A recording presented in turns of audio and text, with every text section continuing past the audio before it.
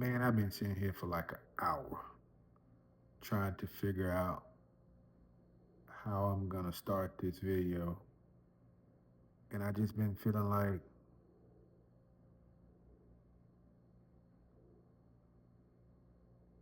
and then I finally got it. It came to me crystal clear. Like, you don't have to have all the answers. You just gotta start. So I came up with this idea called coachable moments. Um, it was the idea was born off of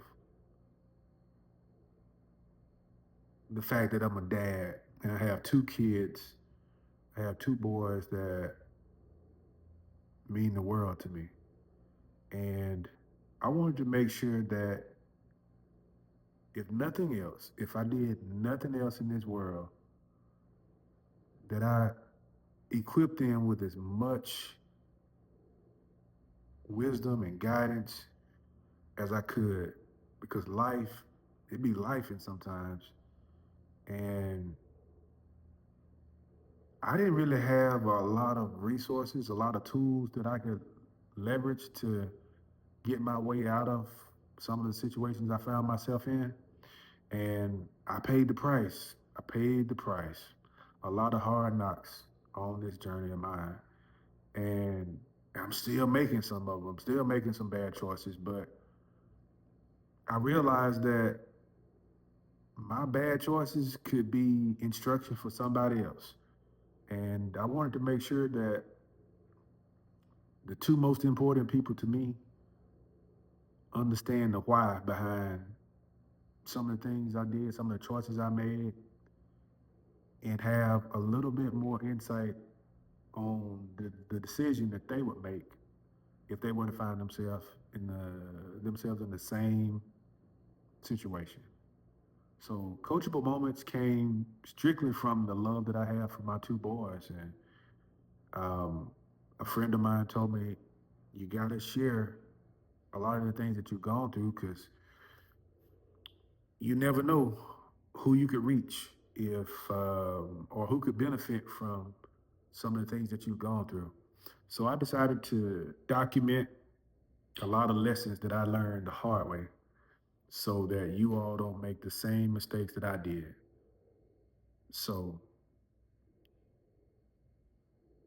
when I was thinking about how I would frame my conversations with y'all, I didn't want to be like everybody else. Nothing wrong with what everybody else is doing, but I wanted to do things my way and leave a lasting impression. Hopefully, provide some instruction that you wouldn't forget. I wanted to be memorable. And throughout these coachable moments, the end goal is to just do better, to be better, make better choices. And so I shared with you how the title came about and give you a little bit of insight as to who I am currently. And then we'll talk about some of the choices that I made over my life and how you can use some of those to help you frame some of your decisions. So my name is Patrick Hurd. I'm currently 47 years young, and I'm currently a cybersecurity subject matter expert. We'll just put it that way. I work in several different disciplines within the field, from security engineering, systems engineering, and consulting. So I've kind of learned a lot about, well, I've learned a little about a lot, and I've been able to use that to explain situations about human life and relationships using computer terms in a way to make it make sense to people. And then they end up usually leaving the conversation understanding a couple things about cybersecurity. So it's kind of like a dual benefit to these conversations. You learn a little bit about life and you also learn a little bit about IT. So in this new world that we're in and everything is going digital and going to cybersecurity, hopefully you can understand some of the terminology that you hear throughout your life, and at the same time take that understanding and apply it to your relationships and make better decisions along the way. So again, I'm currently working in the cybersecurity space, the IT space, and the way I got here, I was working I was working in telecom for one of the largest telecommunication providers in the world.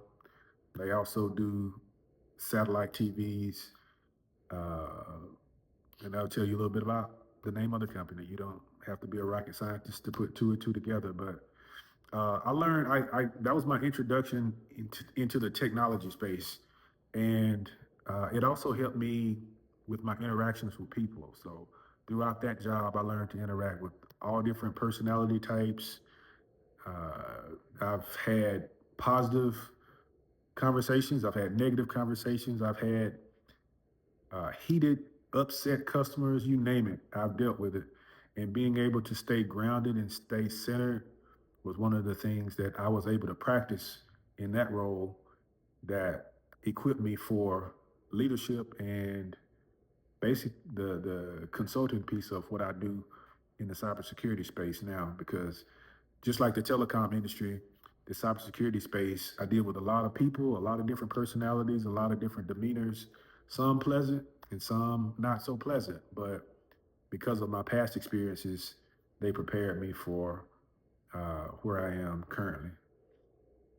So that was my start into the cybersecurity space or into the technology space, and that particular job was very taxing. I mean, I would get up at like 5 a.m. so that I could be at work at 7 a.m., 7:30 somewhere in there, and I would literally work until 9, 10, 11 o'clock at night sometimes. It was long hours, and I did that for about 9 years. It took a toll. I did it for like 3 years as a technician, and then I ended up getting promoted into a management role. I was excited about that, so I could finally put all of the physically demanding work uh, onto somebody else. Let them have that part, and I could use my brain more so to think. And so I got promoted into management like 3 years into my career with the telecom provider, and I thought, it's going to be a lot easier, but it ended up being much more difficult because I not only dealt with the personality differences within my customers, but then I'm managing a team of, 15, 20 guys that has different personalities and different expectations. And if you ever been in any type of management role, you understand that one of the hardest things to do is to manage people. So I did that for like another 6 years, and it literally took a toll on me. The fact that you're constantly having to terminate employees, basically take their livelihood away, uh, and they don't have a way to provide for their families. That affected me because of my love for people. So after doing that for a little over 6 years, I started to look for my exit strategy. I was like, I have to do something different. And I started to think about my life and some of the things that I wanted to do on my bucket list. And one of the things I always wanted to do was to serve in the military. So at the young age of 39, I joined the Air Force, and I did that for 6 years. And that took my love for technology to a higher level because I started to learn about the security side of it, from like protecting your environment and your systems, and also protecting the people that you serve shoulder to shoulder with. So I kind of transitioned into from technology into cybersecurity, into the cyberspace, so to speak. And so From there, it sparked a passion because one of the drivers in the military is that everybody gets certifications, and the more certifications and the higher level certifications you get, it pretty much equates to a better paying job on the civilian side once you get out of the military. So I was always involved with getting certifications. If y'all go to my LinkedIn, under Patrick Hurd, I'll leave the description in the bio. Check me out on LinkedIn, and you can kind of look and see some of the things that I did, the path that I took to advance on my cybersecurity, uh, from on the cybersecurity side of my career, and kind of get a roadmap of some of the things that I did that led to success on that side. But being in that particular space and learning more about IT, information technology, I started to see a parallel between humans and computers. A lot of the things correlate, they work the same. And if you understand this, then you'll understand why you get this particular output. And that's really all human relations and interactions is. You get an if and then type principle. If you do this, then this will be the outcome. And that's the same way with computers. If you enter this command, then this will be the output of the command you get. The computer will give you an output. So once I started to really think more into that, and I was like the light bulb came on one day, and it's like, man, I understand why this happened in some of my past relationships because some of the actions that I performed created undesirable results. And so I started to like just really analyze myself and see some of the areas that I went wrong with even with some of my decisions. So it created a passion for me to like want to share that with everybody else because I felt like if people knew what the outcome would be prior to making the action, then that may cause them to make a different type action. And that's the whole goal of this particular podcast, Coachable Moments. I share it with my sons, and I also share it with you, the viewers. And I'm low key teaching you about IT at the same time. So not only are you getting some wisdom from my walk on my journey, but you're also getting an education piece on the IT space. And you never know, you may go to a job interview and they may ask you, what is the CIA triad? And you'll know it just from watching my video. And that brings me to first, my first talk of the day and how it's going to relate to everything else that I talk about on this channel. So, from a security standpoint, everybody wants security. Women want security nowadays. A lot of the stuff that you see and hear on the internet is if he can't do X, Y, and Z for me, then I'm getting somebody else that can. And really, what they're saying is they want the women want a certain level of security. They want stability. They want a safe space. And from an IT perspective, all the companies and businesses, all people want is a safe space. So the feelings that they're feeling and what they're expecting is not foreign. It makes sense. It just may be the delivery sometimes because it can be just so upfront. If you can't pay my bills, then lose my number. That can be very blunt, but they're just getting to the point. So if you know that's not your cup of tea, hey, move on, find you somebody else that may be a little bit more compatible. But with that being said, everybody wants security. Men want security and stability as well. That's the reason why they say some of the things they say about what they expect from a woman. I expect a clean house. I expect dinner to be cooked every day, and I expect my kids to be taught. And all they're saying, all the men are saying is that I have expectations too, and this is what they look like. Um, but what happens over time is like there's a conflict from each side. People just can't get along because they feel like their needs and their expectations supersede what you may need, or they may be more important because they've never had it and they want it and they want it now. And so what we have to understand is that we can do more together if we are willing to work together, and if we desire to work together, there has to be a desire. Sometimes there may not be, and that you may need to be in a different type situation altogether. But I said all that to say this: we all want security. We want to know that we're in a safe space. Uh, you know, Guys, we're taught not to talk that much and share our feelings because uh, historically, a lot of the women will come back and say because you shared your feelings and you're acting like a female and that makes you weak. And the result of that if you say that, then the guys are gonna stop talking altogether, and then you'll be sitting there thinking that he's talking to another woman and he's not. He just can't talk to you. So you have to be mindful that your action has a reaction. And the desire for security that you want, a man wants that too.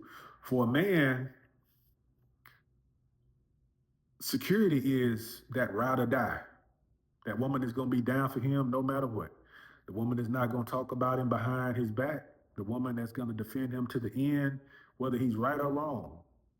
That's what we're looking for, that security, that safe space. For a woman, her security could come in various forms. Women are a little bit more complex in their desires. So for them, security may be the sugar daddy, the there's a lot of terms. You hear them all the time. You hear women relate to men as tricks, somebody that they can just get money for whenever they need or want something. Uh, Simps, you know, we have a lot of adjectives that we're called, but to all the fellas out there, it's not what you're called, it's what you answer to. So always keep that in mind. But getting back to the term security and what the CIA means, from an IT perspective, the CIA stands for confidentiality, integrity, and availability.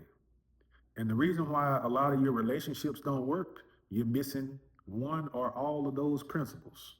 So the confidentiality from a relationship standpoint means simply that everything that we talk about stays between us. Your home girl, your mama, your work husband, nobody needs to know what goes on between us because it has to stay confidential. If we're going to maintain security, it has to stay confidential. Nobody needs to know what our goals are as a couple. Um, and oftentimes in today's environment, everybody wants to share all of their business about their goals and the couple's goals and all this. Sometimes y'all need to just shut up and just do your business, handle your business, and keep everything between y'all, and just let the world see the result of the decisions y'all make, not every single decision that you make. Uh, that's confidentiality. The I is integrity.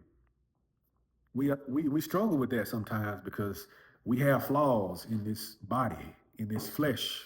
We have tendencies to not tell the truth all the time.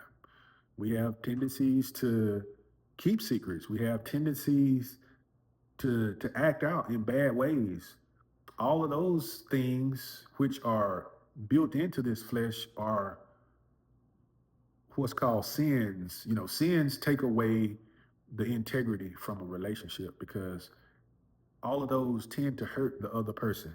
And the more you hurt people, the less they believe in you and the less they have faith or confidence in the fact that you're going to do right by them. So the integrity goes away. From a cybersecurity perspective or an IT perspective, if my data is being leaked to the internet or a hacker gets into my system and steals files, then the confidentiality of my company has been compromised. So without that integrity piece, we could be hurt or shut down or basically put out of business for not keeping data confidential. And you take that a step further with the confidentiality and integrity piece of it. From the healthcare perspective, if I'm trusting you with my patient data and you got my charts and you see everything about me, my blood pressure, any type of uh, health conditions that I've had in the past, uh, my family history of disease, all of that stuff is stored into that hospital database. So not only do you have to keep that confidential, but you also have to make sure that nobody else gets it and has the ability to distort any of that information because that could affect my health. Um, and then you have the A, the availability piece. It's important that you be available to your partner. If if you're hot and heavy and y'all are talking every day on the phone, and every time I call, you answer on the first ring, and that goes along, and that becomes the expectation. Then all of a sudden, I call you and you're not answering. It takes you 2, 3 hours to call me back. You pick up the phone, give no explanation as to why it took me or took you 2, 3 hours to call me back. That starts to affect the integrity piece of it. The availability is lost because you're not available when I call. From a healthcare standpoint, a healthcare IT, if I go to the hospital and you know my history, my medical history, and I'm expecting you to know and have access to my records so you can see how to treat me, and you didn't maintain confidentiality and integrity, and a hacker has gotten into and taken control of my records to the point that you can't even log into the system to treat me. So the availability of my information is not at your disposal anymore. And so therefore, that could put me at risk also. If you can't pull up my chart, let's say that a patient could be having a seizure and you don't know what medications he's been taking. So you try to log into his chart to see what's going on, but you can't get access because the hackers have gotten it.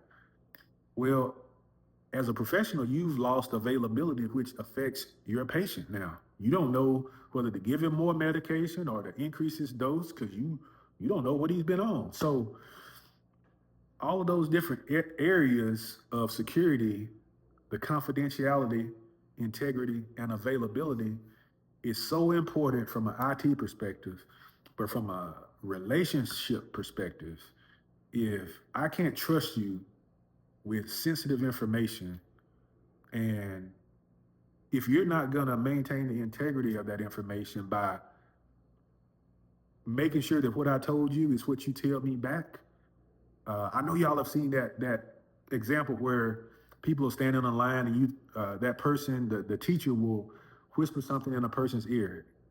And before it could get to the last person, the story is completely changed. In relationships, that happens the same way. Nobody really tells the whole story. And so it's like people always say there's your side, there's my side, and then there's the truth. That's all integrity is when your side and my side line up. So if you don't have integrity, you don't have anything. And if you are not available, after a while, people are gonna stop trying to make contact with you. If I call you and I can't get you on the phone ever, I always have to wait for you to call me back, or I call you and your phone is on voice, on do not disturb. Those are the things that make people question the integrity of the relationships. So just remember that piece as you interact with your loved ones, your partner, your spouse, your friends, whatever the case may be. The confidentiality has to be maintained. Nobody needs to know what you and that friend or those friends talked about. It should stay within y'all. It should stay within the group of people that need to know. Within security, there's a level of access to information called need to know.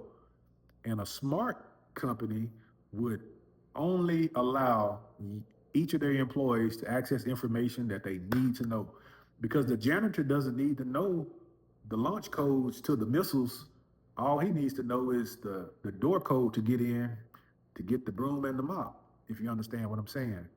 So you can't give all your friends access to information that they really don't need to know about, and vice versa.